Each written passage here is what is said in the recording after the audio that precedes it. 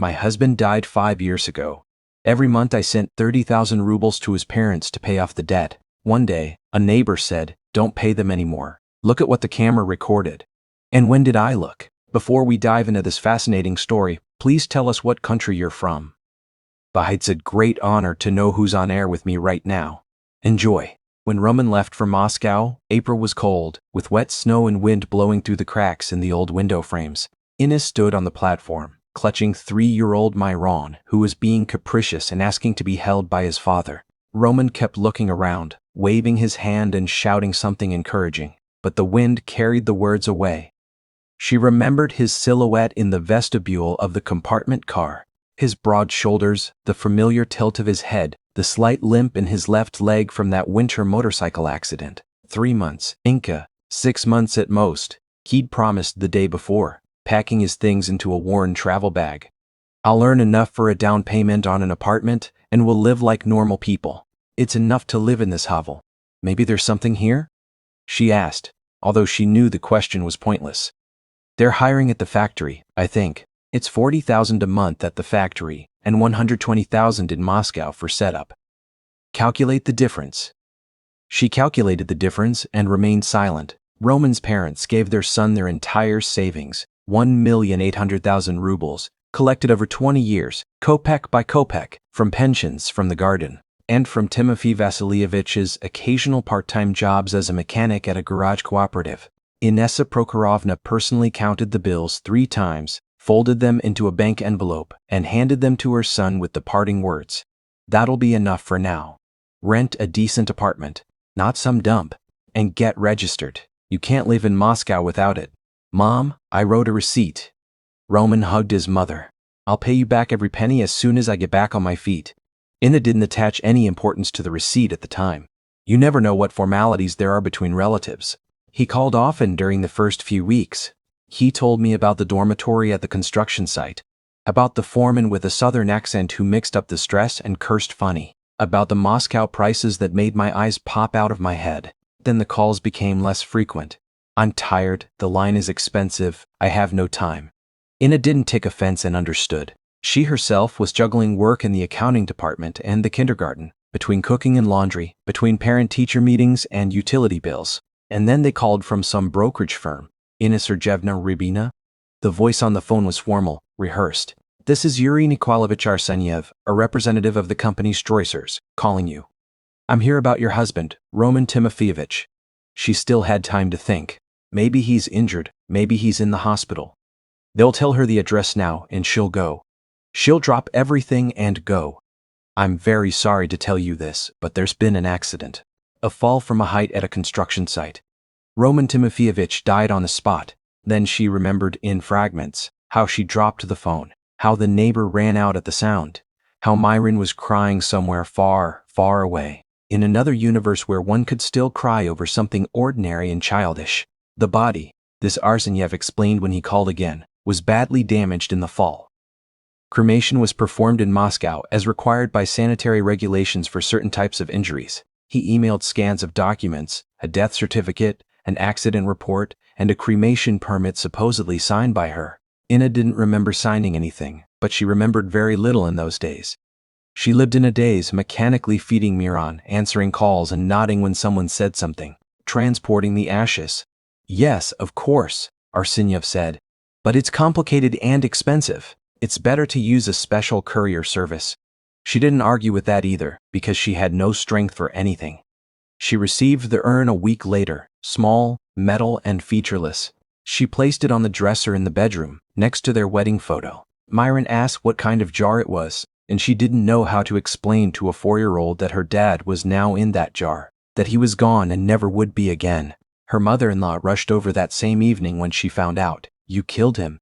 Inessa Prokhorovna burst into the apartment, her shoes still on, her hands shaking, her face distorted with grief. "You nagged him. She didn't have enough money. She needed a bigger apartment. Bring her a car." So he went to that damned Moscow and vanished there. And now we're poor old people without a son. Inessa Prokhorovna, Inna tried to say something, but her throat tightened. Shut up, I don't want to hear it." Her mother-in-law sobbed, smearing mascara across her cheeks. We saved for 20 years, gave him everything, and now what? No son, no money. Timofey Vasilyevich stood in the doorway. Hunched over, looking aged, he stared silently at the floor. Inna didn't argue then. She half believed this guilt herself. Hadn't she dreamed out loud about a new apartment? Hadn't she sighed, looking at strange cars in the yard? Perhaps her words really did push Roman to take this step. The 40th day hadn't yet passed when the in-laws showed up again, this time with papers. Their daughter, Timofey Vasilyevich, spoke quietly, wearily, feigning grief. "We understand everything. It's hard for you. But this money is our pension savings. We saved for 20 years. Now our son is gone, and we're penniless." Inessa Prokhorovna pulled out a piece of paper folded in 4 from her bag, containing a receipt written in Roman's familiar handwriting. "Here, look." Roma had written it himself before leaving. 1,800,000 for rent and registration. He promised to pay it back. "I didn't know about the receipt," Inna whispered. "Now you know. We're not some kind of animals. We don't demand everything at once. 30,000 a month, and in 5 years we'll be even. That's fair, right? For Roma's sake. For Myron's sake, so he doesn't lose his grandparents." Inna looked at the receipt, at her husband's scrawled handwriting, at the date in the corner, the day before their departure. She didn't know then that, by law, a widow isn't obligated to pay her husband's debts. She didn't know that the receipt was a commitment to the affair, not hers. Her head was pounding with grief, insomnia, and the child's cries through the wall. The in-laws pressured her, reminding her about Myron, about how important it was to maintain a relationship with her grandparents. And she nodded, not because she had to, but because she felt guilty that he had left, that she hadn't kept him.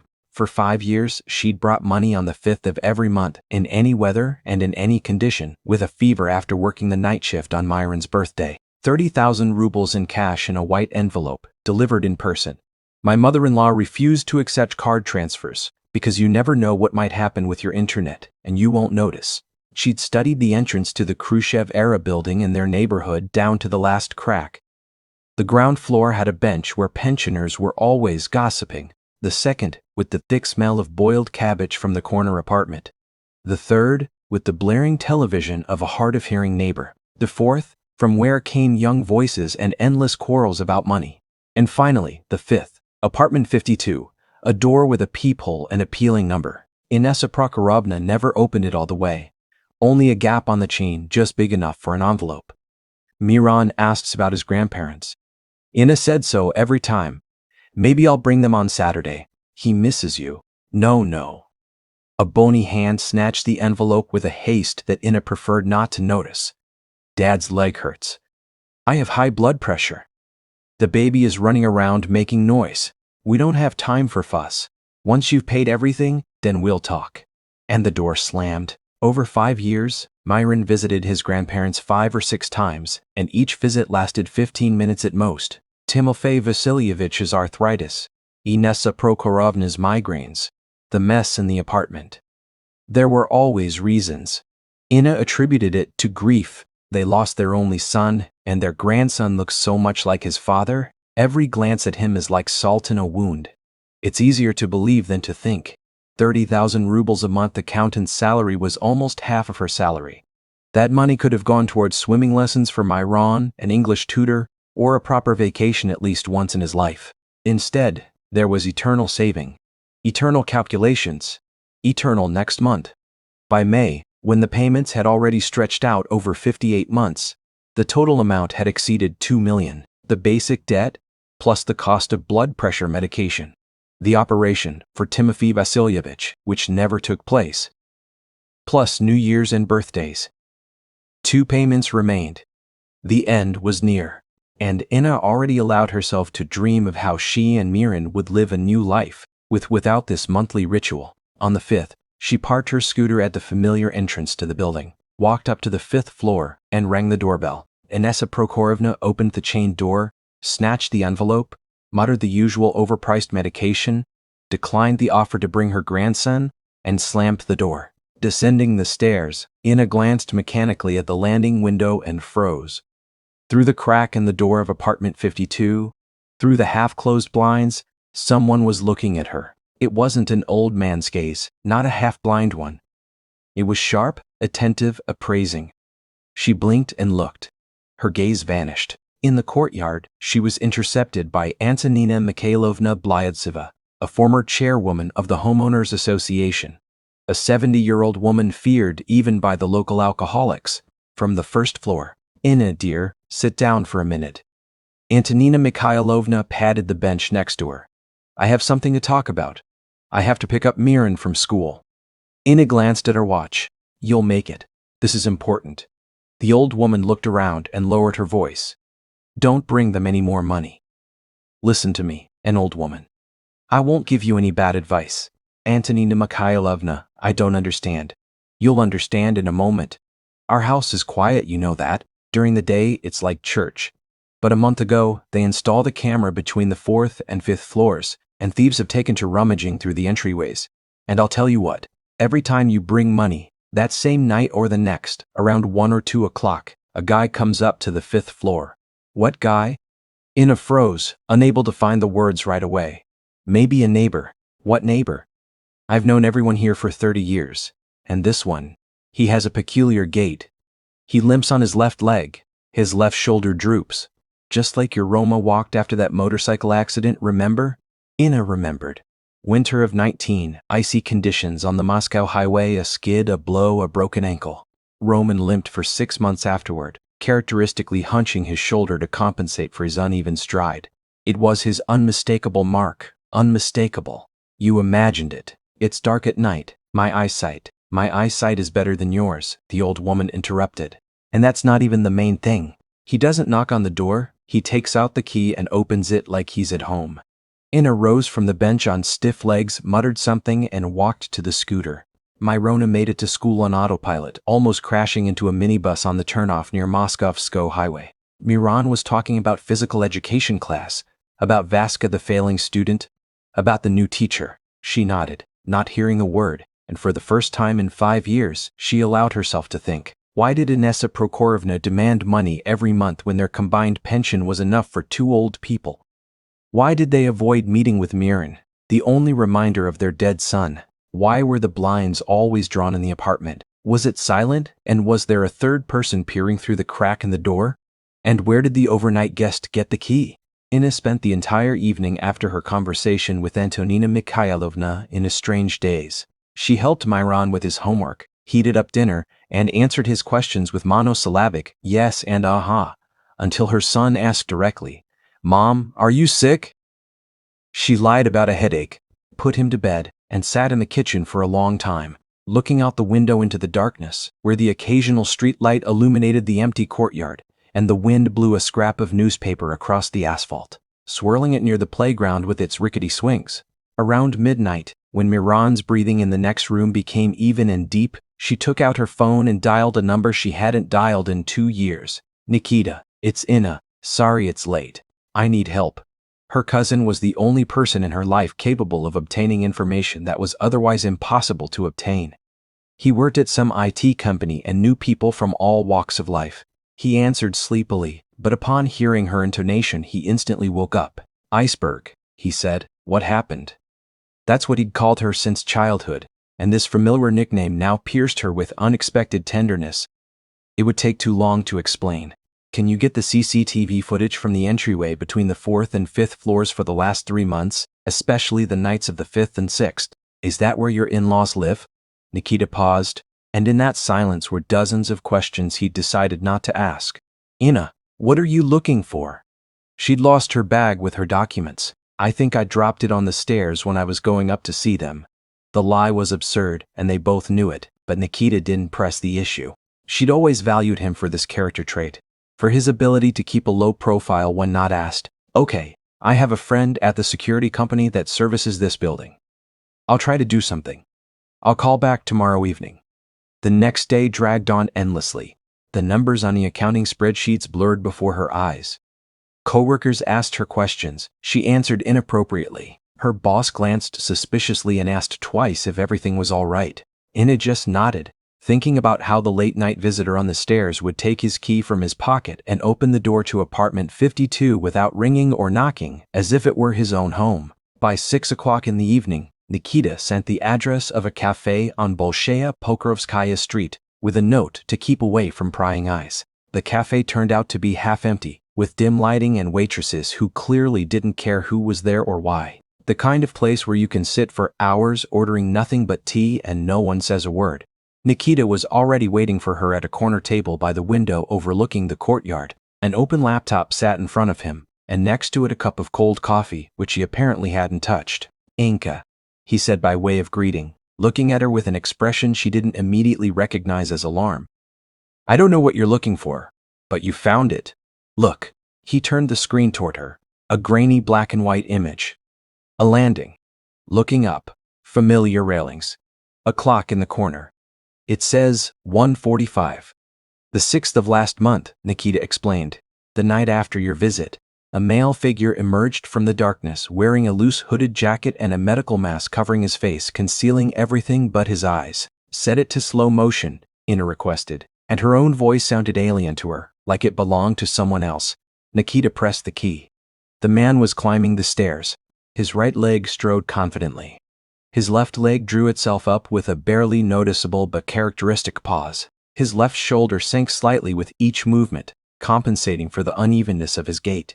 She would recognize this manner of movement among 1,000. She had observed it for years when they strolled along the embankment on warm summer evenings when he returned from work, and she could hear his footsteps even on the stairs. When they were dancing at a wedding to some stupid song, and he always swayed slightly to the left during the slow dances, laughing at his own clumsiness, and she recognized his jacket instantly and unmistakably, brown with a fur-lined hood. She spent 3 hours choosing it in the store, trying out sizes and styles. It was her gift before leaving for Moscow. "It's cold there in the winter," she said, zipping it up and kissing him on the cheek. The man approached the door of apartment 52, pulled a ring of keys from his pocket, confidently selected the right one, and inserted it into the lock. Click. The door opened. A figure slid inside. "Show me the previous month," Ina said. Same pattern. The 6th, around 2 in the morning. Same limp, same key, same confidence of a man who knows exactly where he's going. And even earlier, same thing. Month after month. The entries flashed before her eyes, merging into one endless nightmare.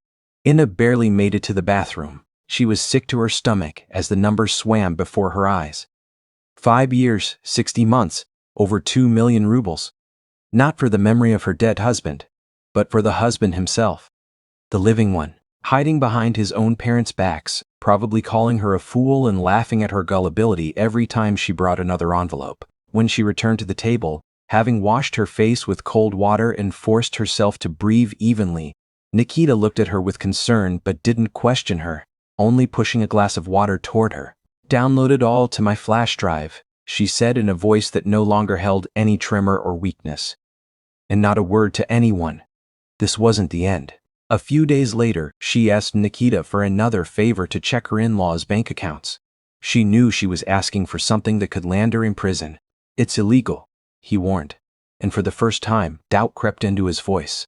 "Just in case anything happens, I don't know you, but I took it on anyway."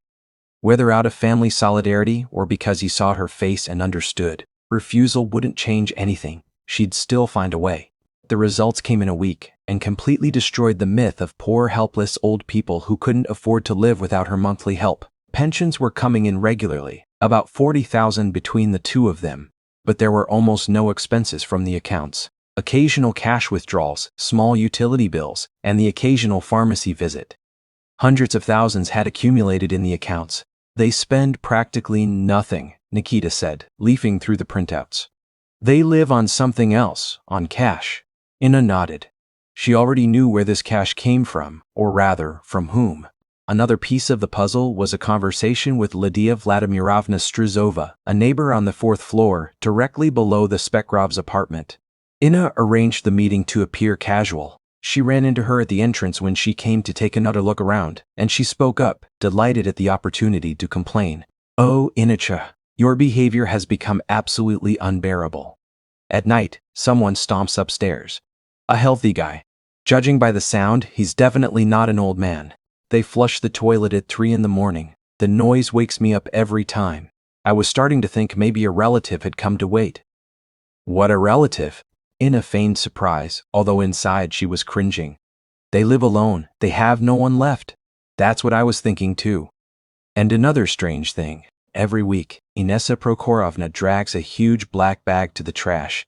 She can barely carry it. I once glanced out of curiosity. The bag was torn and there were pizza boxes, beer cans, and chocolate bar wrappers sticking out. I ask her, "What is this, Inessa Prokorovna? You're fixing up the funeral service like this?" She tells me, "This is an offering for the deceased's son we're sending to the next world." What kind of offerings are they asking for? 5 years in a row. And who eats them in the next world? Pizza and beer were Roman's favorite foods, which he could devour at any time of day, even at 3 in the morning. The picture was becoming clear. He wasn't just coming in for money at night, but, apparently, spent a significant amount of time at his parents' apartment, if not living there permanently. That's why her in-laws never invited her inside. That's why they only opened the door with the chain. That's why they avoided their grandson's visits. Any stranger could accidentally see what they shouldn't. Inna decided to provoke them. In a scheduled visit to catch them off guard, she bought an expensive foot massager at the mall. An excellent excuse considering Timofey Vasilyevich's constant complaints of arthritis. Around 8 o'clock in the evening, unannounced, she appeared at the door of apartment 52, climbing the familiar stairs, past the old women on the first floor, the ever-present television on the third and the quarreling couple on the fourth. Before ringing the doorbell, she paused and listened, pressing her ear to the crack. Muffled voices drifted from behind the door. Feminine, shrill, and fussy, belonged to Inessa Prokorovna. "Eat, son, eat while it's hot. Inka just brought the money. Spend it calmly, you deserve it. You've been patient for 5 years, there's not much left." And a man's voice, a bit muffled, lazy, but more familiar. That same voice you once loved to hear. "Calm down, mother. Everything is under control." My fool believes everything. She hasn't doubted it once in so many years. 2 more months, and that's it. I'll get out of here. Buy a ticket somewhere far away. The blood rushed to my face, my temples began to pound. Instinct demanded she break down the door, burst inside, grab him by the throat and ask how he could, how they all could, why she had to do this. But reason, cold and calculating, something she had never known in herself and which had apparently awakened precisely for this moment, prevailed. Premature exposure would allow him to escape, disappear, vanish into thin air somewhere else. She wanted him to pay in full. She rang the doorbell. The voices instantly died down, a long, tense pause of at least 30 seconds. Finally, shuffling footsteps. The sound of the bolt being pulled back, the door swung open, and this time it was Timofey Vasilievich, his face sallow and his eyes darting around. "Inna, why didn't you warn me at this hour? I was passing by the store, saw a foot massager, and remembered your arthritis. I decided to start it. What's the wait? We can come in. I'll also light a candle for Roman. You have an icon in the corner." I remember Timofey Vasilievich blocking the way, sticking his shoulder out the doorway. "No, no, the house is a mess. Mother didn't clean up. I'm embarrassed to show it. Give me the box, we'll sort it out ourselves. Thank you." From the depths of the apartment, from the far room, came a sound, a cough. Dry and short, clearly a man's and definitely not an old man's. A young cough, healthy. Inna looked her father-in-law in the eyes, not looking away. He turned even paler, sweat breaking out on his forehead.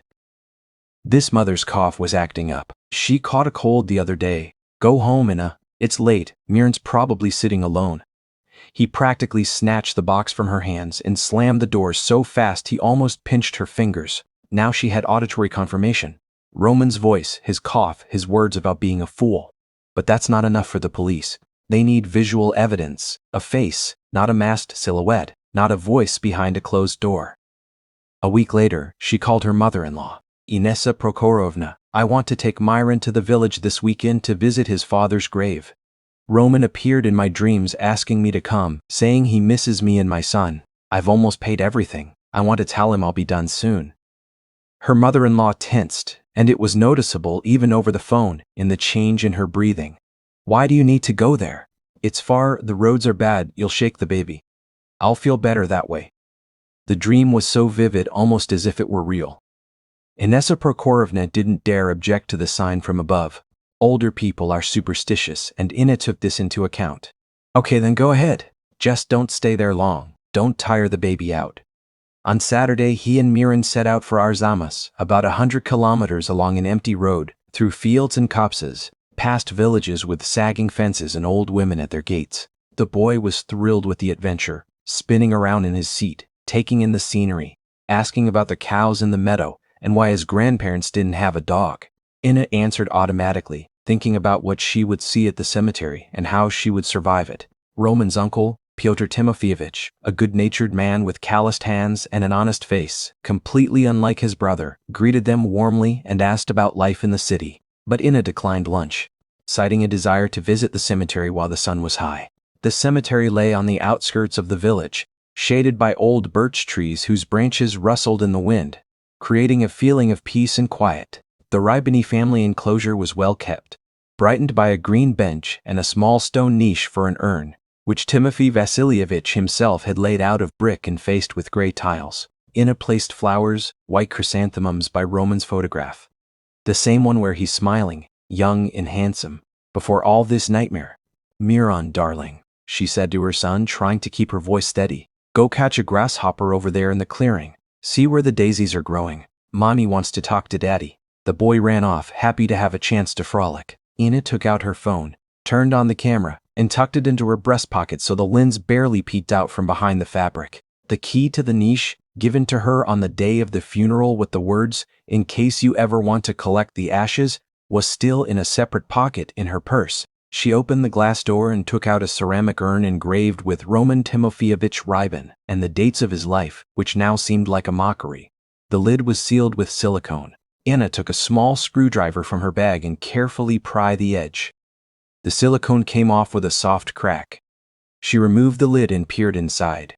Dust and a few walnut-sized pieces of rubble. No ash, no bone fragments. Nothing that even remotely resembled human remains. For 5 years, she and Miran came here, lit candles, prayed, and cried in front of a pile of construction debris that someone had dumped into a weight bin. Ina quietly recited the date, her name, and a description of the find into the camera. Then she returned the stones to their place, sealed the lid with silicone from a tube she'd thoughtfully grabbed, and put the bin back in its niche. Outwardly, nothing had changed, but something inside her had finally died. The last vestiges of love, trust, hope that it would all be a mistake. With evidence of a faked death she now had, but this wasn't enough to establish the identity of the living novel. The Vernia stones prove there was no cremation, but where is the novel itself? Where does it hide during the day, when it can't be in its parents' apartment, when the risk of running into neighbors or casual acquaintances is too great? I need to find his lair. The answer came unexpectedly, not from Nikita, not from the neighbors, but from my own memory, which brought up a name I thought I'd long forgotten. Stanislav Roman, nicknamed Hornet, Roman's best friend since school, the best man at their wedding, the man who sobbed at the funeral, grabbed Ina's hands and swore he'd take care of her and the boy. And then he disappeared. He didn't answer calls, didn't show up, vanished into thin air, as if he'd never existed. Then she decided that it was too hard for him to deal with his friend's widow, that everyone experiences grief differently, and that there was no point in imposing her pain on him. Now, sitting in the kitchen at night and scrolling through old photos on her phone, she was beginning to suspect otherwise. His Vkontakte page was easy to find. Stanislav didn't hide or conceal himself. He lived lavishly, flaunting his expensive motorcycle, vacations in Sochi, parties in clubs with bottles of champagne on the tables, beautiful girls at his side, and the general appearance of a man for whom everything in life had worked out just right. For a car repair shop manager in Sormovo, it was suspiciously luxurious, even allowing for some odd jobs on the side and unaccounted bonuses. And then she saw it. In one of the recent photos, Stanislav was raising a glass of beer at a bar, smiling broadly at the camera. A watch with a metal bracelet and a dark dial gleamed on his left wrist, and there was a distinctive scratch on the link closer to the clasp, which was unmistakable because she ran her finger over this scratch hundreds of times. Ina enlarged the photo, scrutinizing every pixel. She gave Roman this watch for their 3rd wedding anniversary. She ordered the engraving of her initials and the date on the case back herself. She chose 2 watches in the store herself, looking through models and consulting with the salesperson, and the scratch appeared when Roman fell off his motorcycle. the same time he broke his leg and developed the limp she now saw on the surveillance camera footage. Arsenyev, the intermediary, said that all of Roman's personal belongings had disappeared in the accident, burned, destroyed, and were beyond repair. So where did Stanislav get the watch? Nikita, I need one more favor, she said into the phone the next day, trying to keep her voice steady. I promise you'll do it. Inka, you're scaring me. What else? Check out one person. Stanislav Raman, nicknamed Hornet, works at a car repair shop in Sormovo. I need to know everything. Where he lives, where he goes, who he hangs out with, what he spends his money on. Nikita was silent for a long time, and his silence betrayed a growing anxiety. Are you sure you want to continue? Maybe it's time to go to the police with all this. It's too early. I need irrefutable evidence. A face, a voice, a confession. So far, all I have is a silhouette in a mask and a stone in an urn. That's not enough. Any lawyer will ruin the case. A few days later, Nikita called with the results, and what he told me finally put everything into place, turning the disparate pieces of the puzzle into a coherent and frightening picture. Listen, this Hornet of yours is quite the character. Officially, he's a manager at a car repair shop, but it's a front. According to my sources, they're involved in shady money, microloans at exorbitant interest rates, and debt collection. A classic loan sharking scheme for those who can't get anything from banks and are willing to pay through the nose. And what about his movements? That's where it gets interesting. During the day, he's at the service station. In the evenings, he's at the bars and clubs, everything expected of a man of his lifestyle. But around 11 a.m., almost every day, his phone moves to an industrial zone. Specifically, to an abandoned workshop on the outskirts of Sormovo. He stays there for an hour or an hour and a half, then heads home. An abandoned workshop. Yes. There used to be a mechanical factory there, but now it's all destroyed and boarded up, with no security. It's a remote place. No one's around for a kilometer. Even the homeless don't go there. It's perfect for hiding something or someone from prying eyes. And one more detail. Cameras on the neighboring buildings sometimes pick up his car. He drives there with large bags. Apparently, food, some other things, everything for the person who lives there. Inna listened, and the picture formed in her head with frightening clarity. Stanislav Spieznoy, a supply courier, and in the abandoned workshop sits a man everyone thinks is dead, and over whose urn she's been lighting candles for 5 years. I need to get there, she said, at night to see everything with my own eyes. Are you crazy? It's dangerous, Inna. These guys are no saints. Lawn sharks, shady schemes, debt collection. If your husband's got a piece of the action, who knows what could happen to those who stick their noses where they shouldn't? Then, you'll come with me. I'm not asking you to get involved. Just back me up. If anything goes wrong, call the police. Nikita was silent for a long moment, then sighed with that special sigh of a man who understands that arguing is pointless, and that this woman will do it her way anyway. Fine, but let's do this properly. No amateurism. She left Myron with her mother under the pretext of urgent office work, lying about the annual report and late-night editing. At 8 o'clock that evening, Nikita picked her up in a friend's car, a nondescript gray one with mud-spattered license plates. They were both dressed in dark clothing, black jeans, unmarked jackets, caps pulled down over their eyes, and surgical masks in case they had to hide their faces. Nikita handed her a voice recorder disguised as a regular pen and a small GPS tracker the size of a coin. Put it in your pocket and don't take it out. If anything goes wrong, I'll know where to find you. The car left the city and headed for an industrial zone where, among rusty fences and dilapidated workshops, time stood still for 30 years. The Soviet factories, giants, had long since died, leaving behind skeletons of buildings and concrete islands overgrown with weeds and young birch trees poking through cracks in the asphalt. They parked a distance away behind the remains of a brick wall and continued on foot, clinging to the shadows. The night was warm and moonless, but Inna wasn't shivering from the cold. Ahead, beyond the vacant lot with protruding rebar and piles of broken bricks, the dark silhouette of a large workshop loomed, its roof collapsed and windows boarded up. A dim yellowish light filtered through from one side of the building, the only sign of life in this dead place. They hid behind rusty barrels about 20 meters from the gate, crouching down and trying not to make any noise.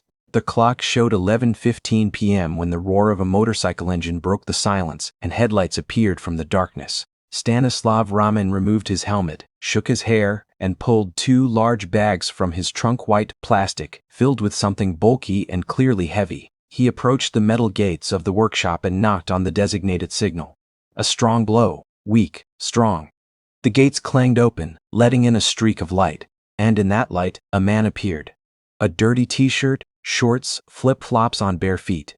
Long, tangled hair, long, uncombed, a grown-out beard obscured half his face, but his eyes had that distinctive glint, which she remembered down to the smallest detail, which she'd seen every day for 7 years of marriage. His nose had a hump from a fracture in his youth, when he'd gotten into a fight at a disco and later boasted about the scar. The stoop of his left shoulder, compensating for the limp in his left leg. A novel.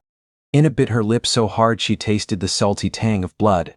5 years of grief, 5 years of prayer, 5 years of crying over a photograph, 5 years of explaining to Miran why his dad wouldn't come and play football with him anymore. And now he's standing in the doorway, alive and tanned, taking the bags of food she essentially paid for with her sweat and blood, her sleepless nights and skimping on everything. She and Nikita carefully approached a crack in the brick wall through which light and sound were coming.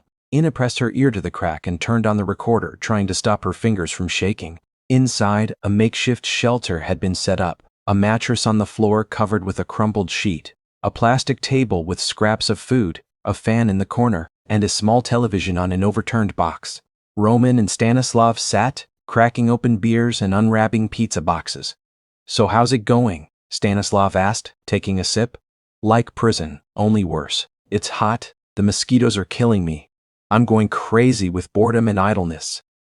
I can't wait to get out of here and live a normal life. When are you planning on it?" "In a month. My parents will get their last payment, and that's it. I'm off to Kazakhstan.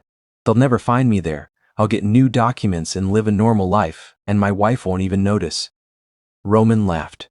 Ina remembered that laugh. Only before it had seemed warm and familiar, but now it sounded like the scraping of rusty iron on glass. "What are you talking about, Inka? You're so naive. She's been swiping dill for 5 years, like clockwork, without a single doubt, without even asking a question. She's a fool. But at least she's reliable. You can't take that away from her. Don't you feel sorry for her? She's a wife after all, and you have a son growing up. Listen, screw them both. Inka is young, beautiful. She'll find someone better than me. I even did her a favor, freed her from the marriage. And the boy, well, he'll get over it. Children forget quickly. In a year, they won't even remember. And how did you even get involved in all this? Tell me clearly." It turned out to be nonsense. "I came to Moscow thinking I'd earn some money and return to the heroes with money. Turns out there was a casino right next to the dorm, you know how it is. I lost everything and ended up in debt to serious people who don't like to joke around. I had to fake my death so they wouldn't find my family and try to extort money from them. I came back, and my parents were broke, their pension barely covered. Well, I came up with this debt repayment scheme. Inka pays, everyone's happy, everyone's got money. But what if she finds out? She won't find out. How could she? She trusts me like God. She still lights candles. Can you imagine? Prays to the Periturnus with stones." They both laughed loudly and heartily, as if at a great joke. Ina stood behind the wall, tears streaming down her cheeks, but they weren't tears of grief or resentment. "Let's go," she whispered to Nikita, turning off the recorder. "Tomorrow, it'll all be over." The lawyer Nikita took her to the next morning, listened to the recording, and shook his head, making notes in his notebook. "Well, I've never seen anything like this before. Fraud on an especially large scale, Article 159, Part 4. Falsification of documents, use of knowingly forged documents, with such a sum of damage and aggravating circumstances. The sentence is up to 10 years in prison. The parents are accomplices. This Stanislav is an accomplice. What should be done? With this evidence, go to the police immediately. But coordination is essential, otherwise everything will be for nothing. It needs to be done simultaneously. Operation at the warehouse in the parents' apartment. Arrest of Raman. If they find out ahead of time, the husband will run away. Then look for him all over Kazakhstan that same night. And she sat at the police station in a cramped office with humming lamps and waited, looking at the clock that seemed to barely crawl. At 2 a.m, the investigator's phone rang. He picked it up, listened, and Ina saw the corner of his lips twitch. Not a smile, but something akin to grim satisfaction. "We got them," he said, hanging up. "All three of them. Your husband was sleeping in the warehouse when the SWAT team entered." He woke up to the glare of flashlights in his face, and at first didn't understand what was happening. Then, they say, he turned white and started muttering that it was a mistake, that he was a completely different person. When they read him the article, he fell silent and offered no resistance. Ina nodded silently, feeling a strange emptiness where she had expected triumph. The parents were sobbing in the apartment, the mother screaming that her son had been set up, that it was all a lie. The father was silent, just sat down on a stool and covered his face with his hands. And this guy, Raman, immediately demanded a lawyer and refused to testify. A seasoned veteran. The investigator paused, looking her over. 5 years then, and never once was there any suspicion. Never, said Ina, until the neighbor told her about the cell. 5 years of nightmare ended in that second, in this official office with humming ceiling lights. The trial took place 3 months later and caused a stir in the local media. Journalists called Roman the Nizhny Novgorod ghost, wrote about cynicism and greed, about how one can betray those closest to him for money, about a single mother who supported her dead husband for 5 years. The official examination confirmed it. The trash can contained construction debris, no trace of human remains. When the judge read out the sentence of 8 years in a general regime penal colony, Roman raised his head and looked at Ina. There was no remorse in his gaze, no shame, only anger at the fact that she had dared not be a fool, had dared to fight, had dared to win. Ina held his gaze, not looking away. She was no longer afraid of this man. His parents, given their age, received suspended sentences, but were ordered to pay full compensation, sell their apartment, and return all their money, more than 2 million rubles, including holiday gifts and medications. Stanislav Raman received 4.5 years in a penal colony for aiding and abetting fraud and illegal entrepreneurship. On an autumn day, when the trees on the embankment glowed with gold and crimson and the air smelled of the river and rotting leaves, Ina picked up Myron from school. The boy was no longer a toddler, but a 7-year-old first grader with his father's serious eyes but his mother's smile, running up the steps toward her, waving a notebook.